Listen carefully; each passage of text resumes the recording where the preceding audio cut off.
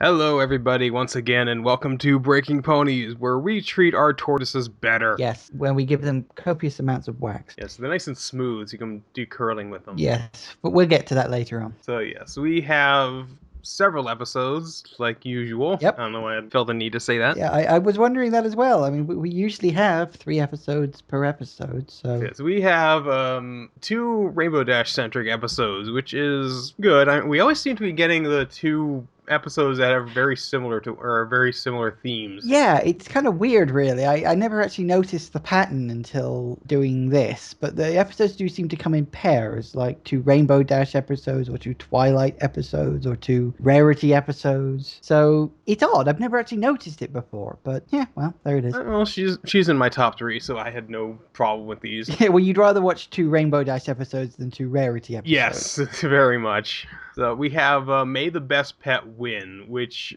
you did mention this. You mentioned this previously that we'd be getting an episode that deals with the fact that all the other ones have pets and Mm, one doesn't, which yeah. this is that one where Yes. she's just Rainbow's just flying around being herself, but it turns out that she's got a visitor.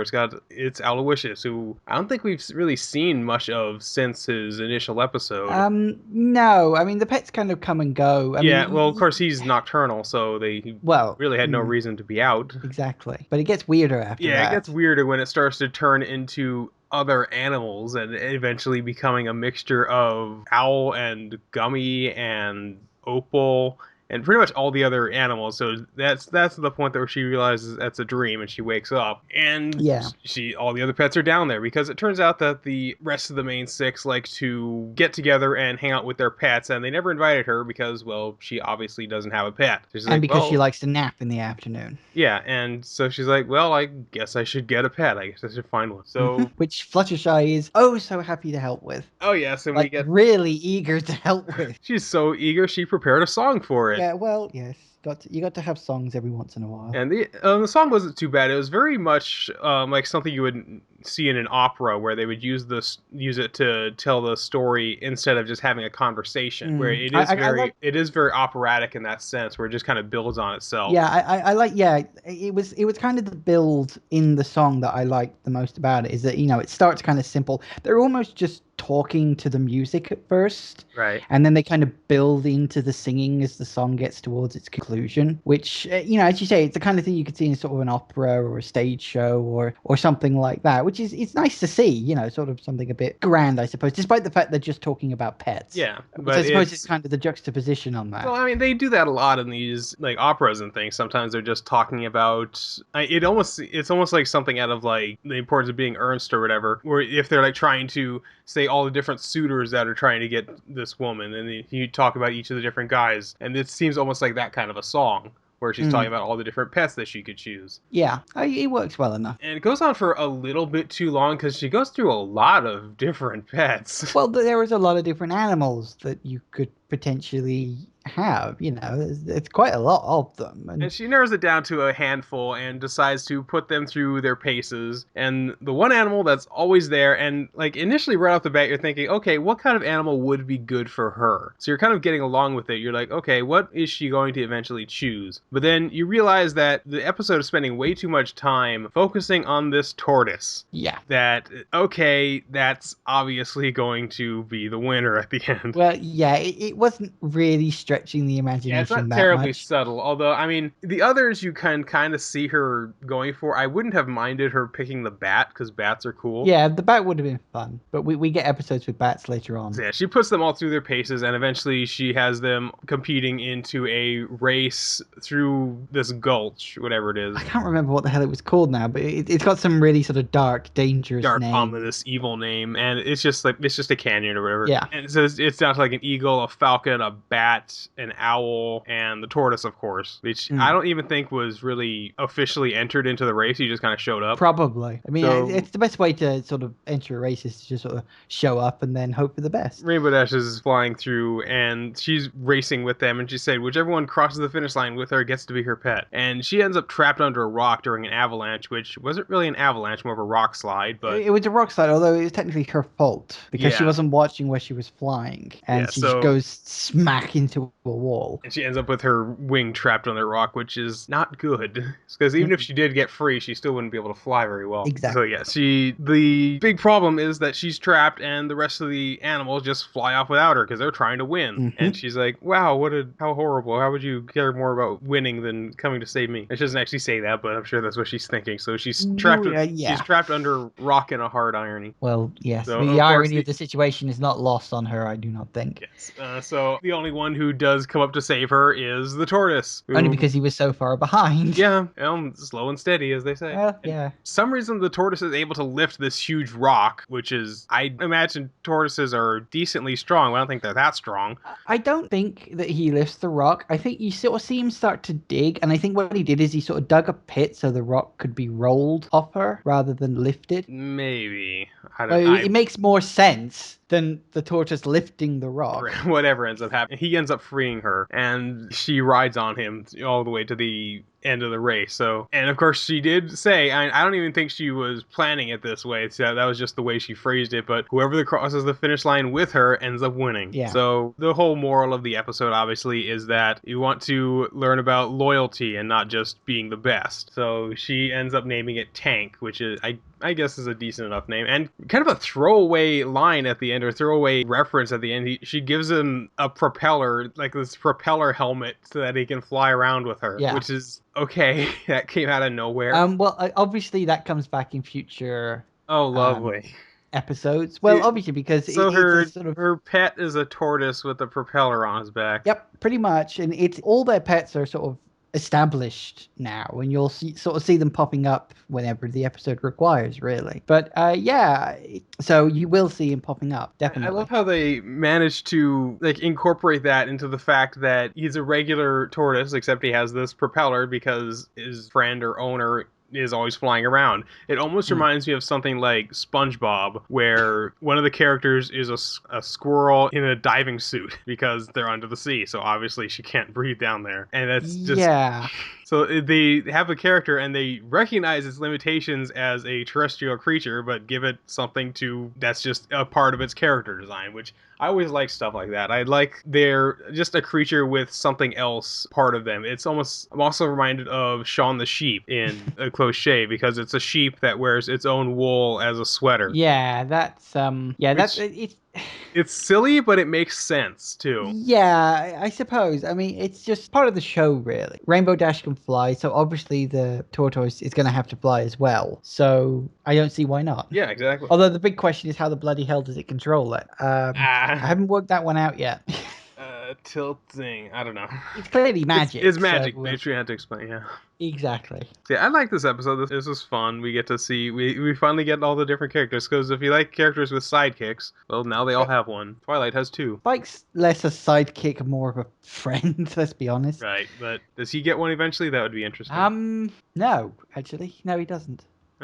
Oh well. No, he doesn't get a pet. He probably doesn't want a pet. But anyway, moving on, next we have the mysterious Mare-Do-Well. And we open up with a lovely idea, the Rainbow Dash fan club. Well, Rainbow Dash obviously is thought of as the cool character. I knew she was likable, but I didn't think she was popular enough to have her own fan club. Well, the Cutie Mark Crusaders probably set it up because they all think Rainbow Dash is the coolest. So they probably just talked to all the other people around, and I mean, they were all kids. Yeah, for one thing. And they were meeting in the Crusader clubhouse too. Yeah, they were. And I suppose, kids tend to idolize the cool character. Right. So because of this club, she ends up getting kind of a big head about things, but she sort of deserves it because she does go around helping people and acting very much like a superhero. It's very much a superhero-ish episode. Yeah. But that doesn't change the fact that she's being incredibly conceited about it. So, well, it's not really revealed until later, but the other main five decide to kind of humble her. Yeah, they decide to teach her a lesson. Yes, they decide to teach her a lesson, which is always a great way of starting these episodes. I can't count how many I Love Lucy episodes are based on, I'm going to teach you a lesson. Well, yeah, but in this one, it's a little more subtle, isn't it? It's a little more subtle. You don't really realize until the end that this is what they were doing, because as she's doing this stuff, suddenly a new masked pony shows up, and she starts showing her up at every possible turn, at every accident. She proves herself to be better than Rainbow Dash in every single way. She not only possesses unicorn magic, but she has Pegasus wings. She's stronger than her. She's faster than her. And she can do pretty much anything she can and better. So she's very much jealous. Well, yeah, it's the idea that, Rainbow Dash was getting such a big head, they decided to quite literally bring her down to earth. Yeah, bring her down a notch. Which, so as the town tries to celebrate their new masked hero with just a celebration day, where we get to see more equestrian riding, which I asked about in the previous one.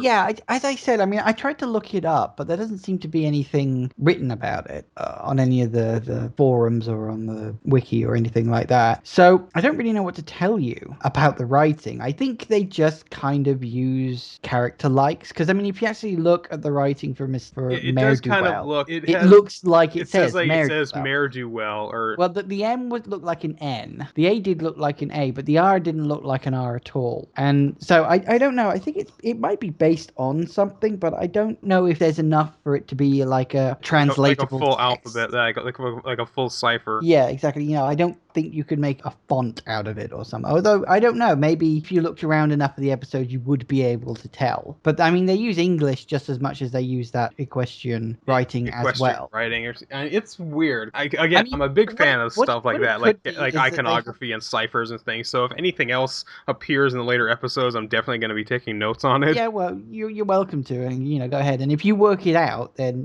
by all means, go for it. But I think what it might be is that they have these signs, but they might not have the room to put them all in. Because like I said, the M looked like an N and the A looked like an A, but the R didn't look like an R. It looked like half an R. So I'm wondering if maybe they've just squashed in all the letters and just cut bits off. So it's strange. Because it's done on a computer, so obviously they could have fit the full words on there. It's not like they had to worry about spacing or anything. Or maybe it was like they cut bits off to make it, not so much to make it fit, but to make it look like you're seeing it in the distance, so that you can still kind of see the word but not all of it, but you've got enough there for your brain to work out what it's saying, despite the fact it's clearly supposed to be far away. I don't know, I would imagine this might actually be kind of confusing for a kid who's just learning how to read, where you see these letters that kind of look like letters, but they don't really form cohesive words. I don't know. As I said, most of the time they use English primarily. Basically, yeah. I'm sure it's probably, if the show is translated into other languages, it might be translated there as well. I don't know. I never watched it in other languages for obvious reasons. But anyway, yeah, so getting back on track again, they have a day for her, and she realizes, she tries to unmask her on stage, and so obviously the Mare-Do-Well runs off, and she ends up chasing her around, and she finds that she can't catch her because it seems to be in multiple places at once. And it turns out she wasn't just one pony, but several ponies. She was different ones at different times, which is why she was able to have wings and magic at the same time. And that's what I imagined it was. My initial thought before it was pretty much immediately thrown out was that it was Twilight, but immediately when you see the Mare-Do-Well, you could see Twilight in the crowd there at the exact same time. So yeah, well, they tried to have some of the main six in the background whilst the Mare-Do-Well was around, right? So deliberately to try to say, okay, it's not this person, it can't be this one. Exactly. And I think by the time you get to the end of the episode, you're you've seen all of them in the background, and it's just which one could it be? And then of course you realize it's frigging all of them. Yeah. And it wasn't obvious. I think this mystery was slightly less obvious than the Tortoise one. This one was actually a pretty clever way of doing it, because if you did want to have a superhero without an identity, that would be a really good way to do it, was to have multiple people spend time as that superhero. There might be a script for a movie right there. I don't think I've really seen that done in a movie as the main idea. I know in The Dark Knight or whatever, they had the imposter Batman. Yeah, they had the sort of the fake people. The fake vigilantes that are trying to pass as Batman, but he's I'm not wearing hockey pads. Yeah, exactly. I don't know. Yeah, maybe you could make a superhero movie. You get a group of people all trying to do it and covering for each other, and presumably they'd all have different skill sets. Maybe one could do lockpicks or something like that. Yeah, exactly. We're writing our story right now. Who knows? Oh boy, this could get confusing. This is our idea, copyrighted. People, you can sod off. Yeah. So yeah, so she discovered basically the moral of this episode is be good at things, but be modest about them too. Don't get a big head about it. Yeah, you can get a little big head, just don't get a big head. It's okay to be proud of what you've done, but don't rub it in other people's faces. Don't be a dick about it. Yeah, that's always really important to remember because I often feel that sometimes kids shows kind of go overboard with the, like, don't be proud of what you've done, do something, but do it good, but do it silently. And a lot of kids shows really try to hammer that in too far. It's, to the point where kids won't want to do good things because they know they're not going to get anything for it. Exactly. But half the point of doing something good is you do get a little recognition for it. And, you have to meet people halfway at some point. Yeah, exactly. They do kind of cut the difference between that. Is like they understand that kids want rewards for doing something good. I mean, ideally, a good deed would be its own reward, but we don't live in an ideal world. A good deed is never its own reward. Sometimes it can be, I suppose, the feeling of goodness. But you kind of think to yourself, after a while, the feeling of good fades, and you think, I wish I'd got more out of that. Exactly. or maybe that's just me. I don't know. No, I'm sure it's more than just you. I'm glad. Yeah, I like both of the episodes. I like Rainbow Dash decently enough. I guess I can't really decide which one I liked more because I knew May the Best Pet win. I knew what the answer would be at the end of that, so I was just kind of waiting for the episode to end so I could confirm it. But with Mare-Do-Well, I was kind of questioning whether the answer would be at the end because I went through a couple of different thoughts because like I immediately thought it has to be Twilight or it couldn't be Twilight once I saw she was there, so I was like, okay, who else is that? But then I saw that she had magic. I was like, okay, so maybe it is Twilight, so maybe they are taking them both. But I was kind of like juggling between this. At one point I even thought it might have been Luna because of course she has the magic and the wings. Yeah, as I said, the mystery is better in the mystery. Yeah, the mystery is better, and you're not sure until the reveal. With the tortoise, that's going to be the answer, but with the Mare-Do-Well, you're not sure until you get the reveal. You can suspect and you can think, oh, I think it's this, but you don't know for a fact until the reveal. This is why I think I like Mare-Do-Well the better of the two. But I mean, you're right, they are both good episodes because the tortoise one has the big song in it as well. Right. So they are both very good episodes. I can understand why you're having trouble deciding. I thought it would be funny if one of the possible pet choices was literally a red herring. I probably didn't think of that as a joke. That would have been quite funny, actually. It seems like the kind of joke that they might tell. But anyway, moving on, I guess. Yes, so moving on to Breaking Bad. We have episode 10 of season 2, which is just called Over. This was I say interesting in a kind of curious way because not a lot actually happened in this episode. Yeah, it was a fairly, not too much happened in terms of like story progression or action or anything. It just was very character heavy. Yeah, it was a very character centric episode. It focused on sort of the characters and them all working off each other. And I think I get the feeling that this episode is a kind of lull between two story arcs. Yeah. It's like, you've had this one story arc done, sort of Walt's cancer was getting worse and now that's gone sort of into the background for a bit. And now we're going to be having, presumably in the last 3 episodes, the season arc that ends season 2 and presumably drags on into season 3 as well. So anyway, we start the episode back in the black and white pool, my favorite place in the whole season. Oh yes, at least stuff is happening. Some progression. Yeah, we're actually getting some progression in this because it's like you've got this whole scene, and rather than showing us the whole scene, they're literally just showing it like a little bit of the whole scene each episode that we show it. So like, we know we got the teddy bear in the pool and then it was being pulled out and then suddenly being put into a bag, and now we have revealed these guys wandering around in hazmat suits putting not only the teddy bear but also lots of other things. I think there was a pack of crayons in there as well and a couple of other things that they're putting them all in these evidence bags. Right. And it then switches to the front of the house, which I think is Walter's house. I can't remember. I wasn't paying attention to the pool looks similar because we did get several shots of the backyard and the pool party. Well, not really a pool party, but a party. Yeah, I mean, the driveway looked... Unfortunately, I didn't look at the house number to check that, but I'm pretty sure it's supposed to be Walter's house. And you just see that the car out front has been completely smashed to pieces, and there's 2 body bags on the floor that appear to have dead bodies in them. Except the fact we know it's not going to be Walter and Jesse because we know for a fact they're in season 3, 4, and 5. Yes, but at the time you didn't know if it Yeah, at was the going to time he continue. didn't know that. At the time he didn't know that. So the real mystery for me, at least, is that who are the people in the body bags? Are they people perhaps we knew?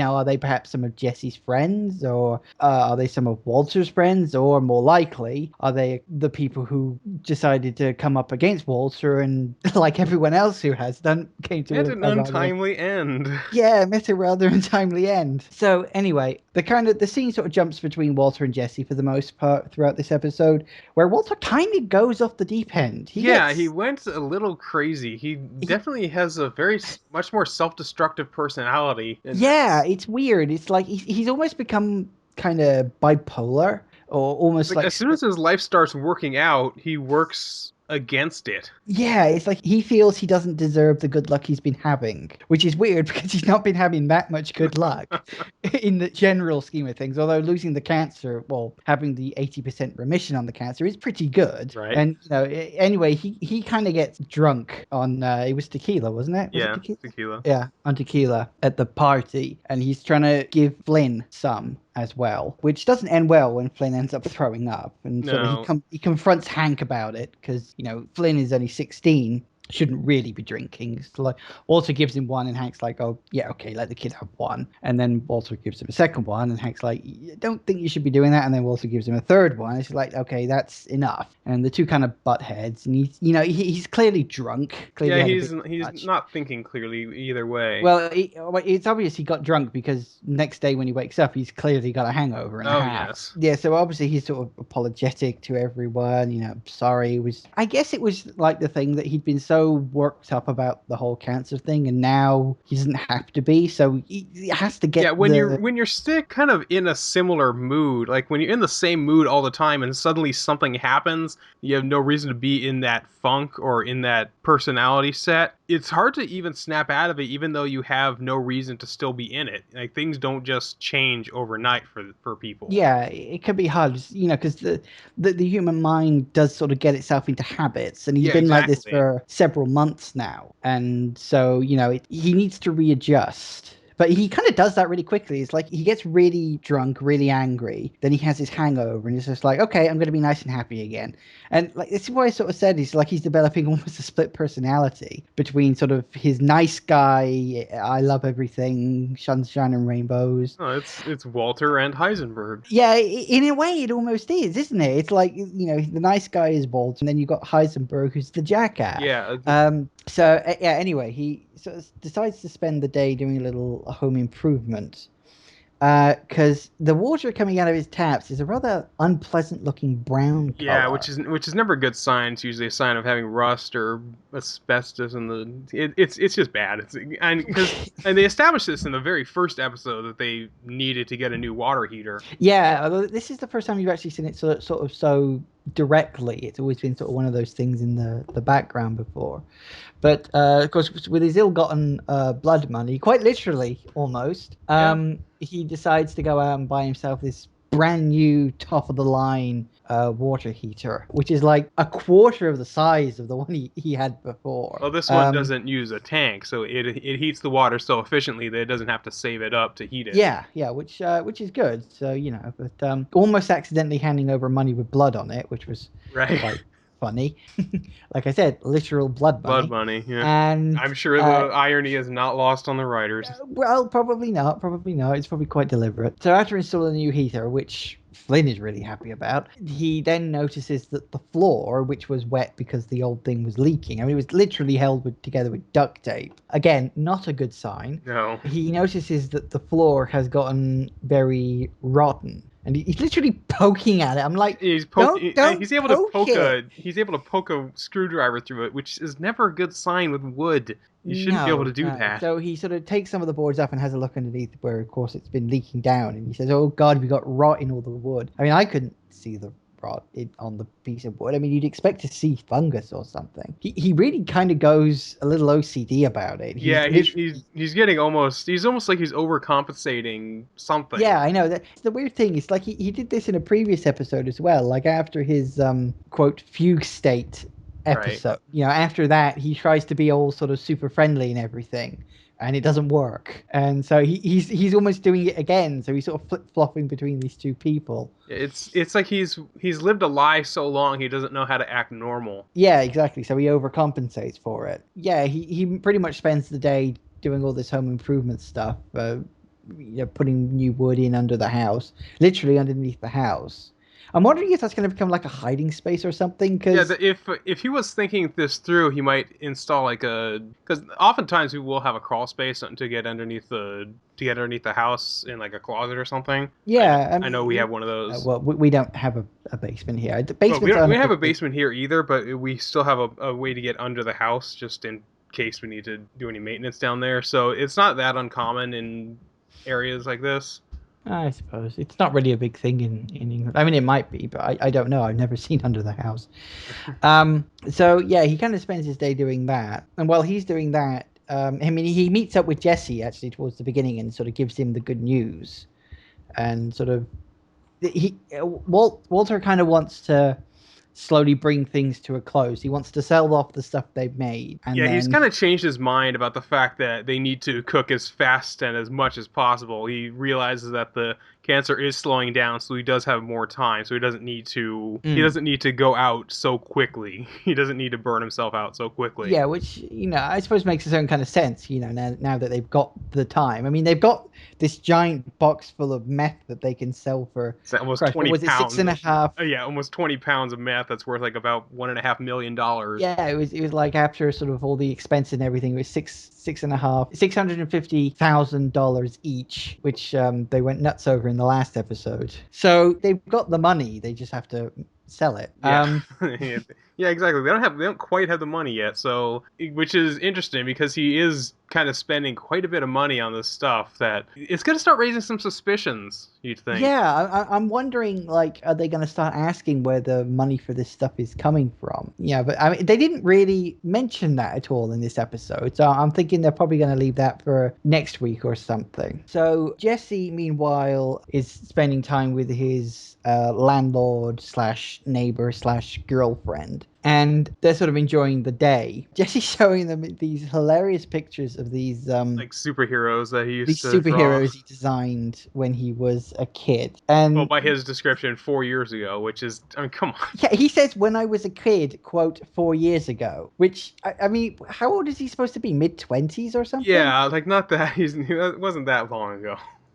So, I don't know. I mean, some of them are sort of pretty weirdly designed and stuff like that. Like there's Yeah, the and he's a decent enough artist. I guess that's what they're trying to get across. Yeah, they're trying to get across that, he had the talent for art if he didn't use it in any great degree. And then Jane notices there's someone knocking at her door, and she runs out the back and back into her house. And it turns out to be her father, Donald. Sorry. Um, who, for those of you who didn't quite catch that, accidentally called him Discord because he is, surprise, surprise, played by John Delancey. Which is such a weird casting because he doesn't really have that much of a. He's really not that major of a character. Maybe he became a fan of the show. I mean, it's not uncommon for that.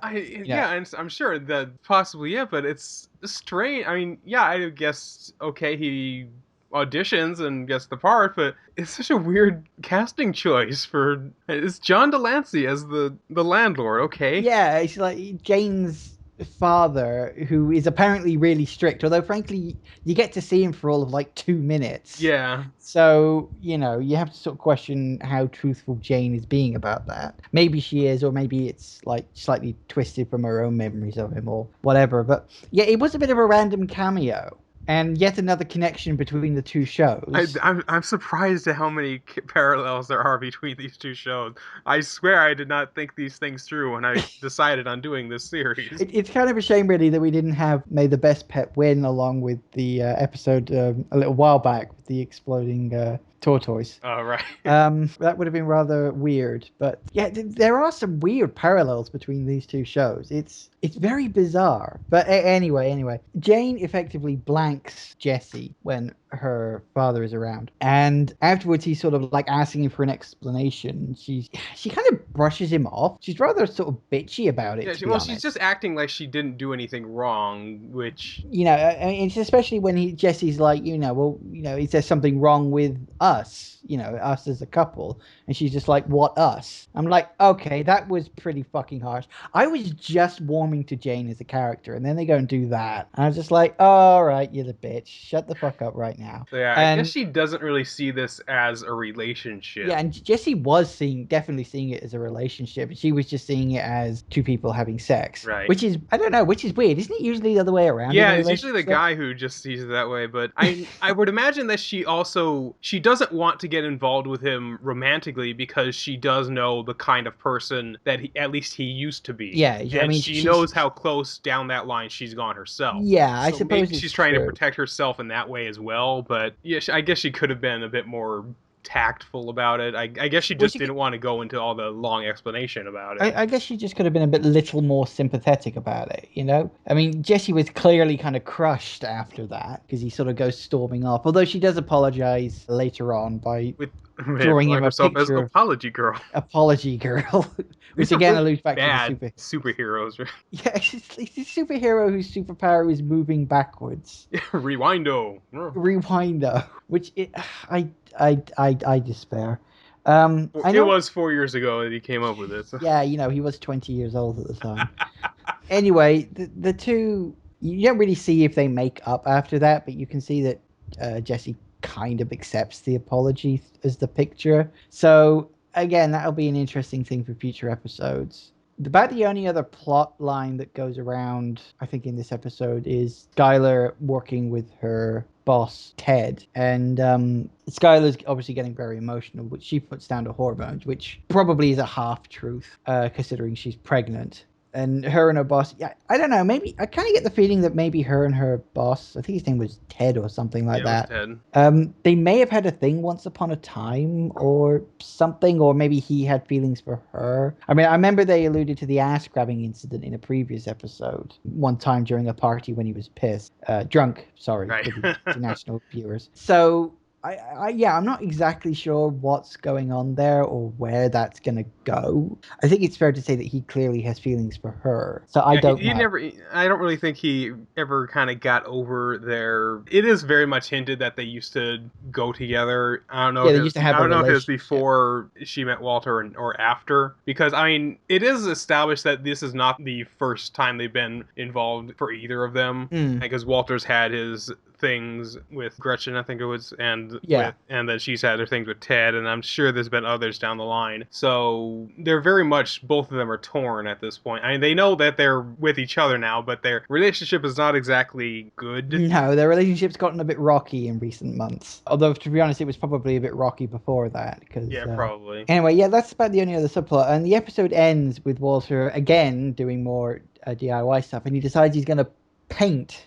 Was he planning to paint under the house? I don't know. I, I know like if you paint it, it'll protect it against water because I you yeah. could use like water sealant and paint and stuff. It'll protect against damage Well, and I stuff. think the paint he picked up was stuff that was specifically designed to protect the wood. Right. I think it said that on the can. So I don't know. It would seem a bit weird to paint a place where nobody goes. But I suppose if he wants to protect it long term, it'll make it last longer. So I suppose it makes a certain kind of sense. But he's there and he sees this basket full of this stuff, all of which he recognizes as stuff for making meth. And when the guy comes back to his trolley, and he's just like, no, you don't want to use those matches. You use a different type of matches because you're looking for the wrong stuff in that. And the guy just takes off. Yeah, he's like what he has no he didn't know He doesn't know he didn't why know what to Walter. expect. He didn't expect some guy to be correcting him on his meth cooking abilities in the middle of a hardware store.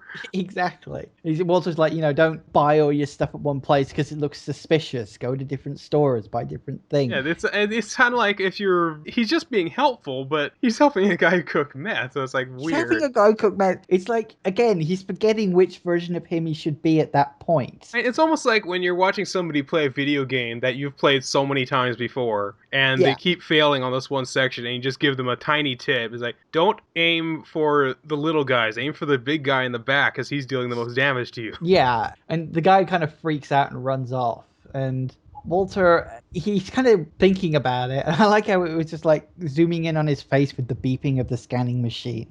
I thought that was quite funny. He then goes outside and confronts the guy who also has this. To be honest, it looked like an alternate reality version of Walter and Jesse, Right. didn't it? Because the guy was bold as well, and the other guy looked a bit like Jesse, and just I'm like sure that was deliberate on their part. yeah, it was, and they even had like a camper van Right. kind of thing, didn't they? Was It's it a like camper? it's like in Shaun of the Dead when they encounter their alter egos. Yeah, exactly. It's exactly like that. And so yeah, that got a laugh out of me. And Walter pretty much just walks up to them and says, "Get the fuck off my turf." Yeah, And he's it's like, just like stay out of my territory. If you are gonna cook meth, I don't care, but stay out of my territory. yeah, and which is again, it's Walter crossing these two versions of him all the time, and it's just like he's already struggling to keep them apart, and it's a big question of how much is he going to keep struggling on that? Because I mean, he was at his local hardware store buying paint for his house, and the next thing he knew, he was out in the parking lot telling someone, "I cook meth in this area, not you." I mean, not in so Yeah, not in so many words, but so they knew words. exactly what he was saying. So, yeah, it's interesting. I mean, they clear off pretty quickly. So, I don't know. Maybe he's definitely got a reputation. Although, considering Heisenberg is supposed to be behind bars at the moment. Yeah, that guy who claimed to be Heisenberg was arrested, but I don't think the DEA really believes it's him. I don't know. It's probably not. Again, it depends on if Walter still decides to use the name Heisenberg or not. So yeah, again, some stuff in this episode happened, but it was mostly character related rather than a vast amount of story progression, which is good to see. You like these sort of slowish episodes because obviously, as the season comes to a close, big stuff's going to be happening. So yeah, interesting episode. Not like amazing, but interesting from a sort of character Yeah, perspective. it's kind of a throwaway episode, not really a must. I don't think many people would describe it as their favorite because really not too much happened in it. It was very character based. I mean, it was Mm. important stuff, but not really things that About the needed to about be. the only good thing was John Delancey showing up. Oh yeah, Because I had read that he showed up in the show on occasion because I was it's when I was looking up character names when I was writing them down. I was like, crap, what the hell was their name? And I happened to spot John Delancey in the title thing. So like, oh crap, you can't avoid the spoilers forever. yeah, exactly. When they did an episode of MythBusters not too long ago that used like the final episode of Breaking Bad as the basis of their myth. So, Well, I don't watch MythBusters. oh well, good. Oh good, that'll keep you away from the spoilers. So spoiler free. And So yeah, I guess that will do it. that's not much to say really. It's just a Yeah. question of what happens next. Yeah. So I guess that'll do it. And thanks everybody for listening. Be sure to leave a Yep. comment and take care. See ya. Bye.